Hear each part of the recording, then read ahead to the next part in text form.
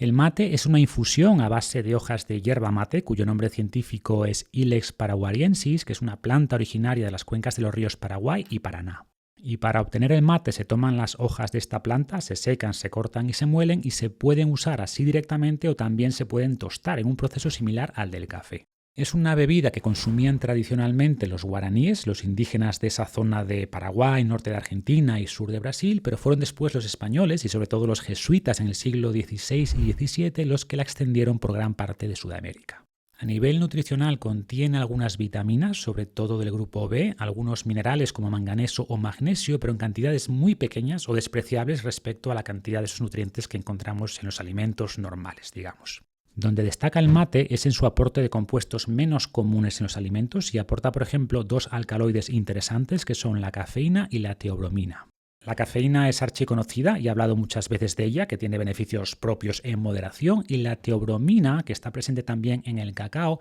es similar a la cafeína en el sentido de que tiene un papel estimulante, pero más suave y más prolongado, y produce también cierta sensación de bienestar, similar al chocolate en este sentido. Y esto, junto con que el mate tiene menos cafeína que el café, de media, podría explicar por qué muchas personas notan también claridad y foco con el mate, pero con menos estimulación. Aporta también saponina y quercetina, que han demostrado cierto efecto antiinflamatorio, y otros polifenoles con poder antioxidante similar al del té. Pasando a los estudios en humanos, tenemos bastantes y la inmensa mayoría de ellos con resultados positivos en la salud. Una revisión sistemática reciente, publicada hace unos meses, recopiló 32 estudios y observó beneficios en la pérdida de grasa, en el rendimiento deportivo, en la resistencia a la insulina. Se observó también un papel neuroprotector, también se vio que eleva la saciedad porque estimula la GLP-1 y esto facilita la pérdida de peso, que es un tema que detallo en un vídeo reciente de mi canal de YouTube. Entonces vemos que hay efectos similares a los que observamos con el café o con el té y es lógico si entendemos que comparten mecanismos de acción. Está el papel de la cafeína, por un lado, que aporta beneficios específicos,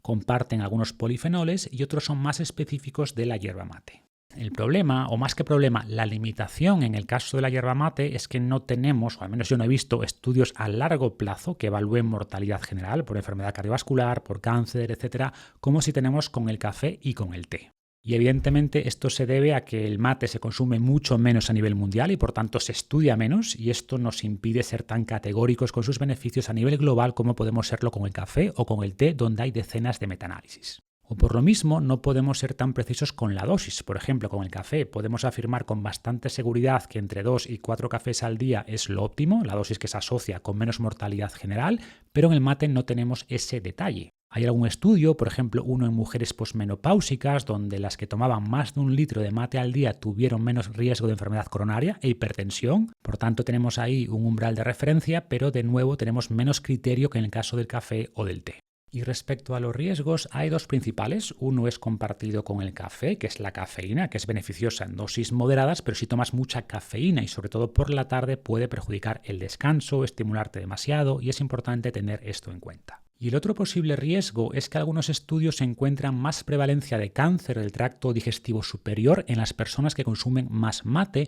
pero todo apunta a que no es un problema del mate en sí, es decir, no hay ningún compuesto cancerígeno en el mate como tal, sino que se debe a la alta temperatura a la que se consume, que es un peligro con cualquier bebida, pero quizá el hecho de usar la pajita de metal, la bombilla se llama, pues puede hacer que llegue más caliente a la garganta y que produzca más daño, mientras que el té y el café, al ser sorbido, pueden enfriarse un poco más antes de llegar al tracto digestivo. Como digo, no es algo que me preocupe mucho, pero la recomendación general sería no tomarlo demasiado caliente y con eso podremos aprovechar todos sus beneficios con mínimo riesgo.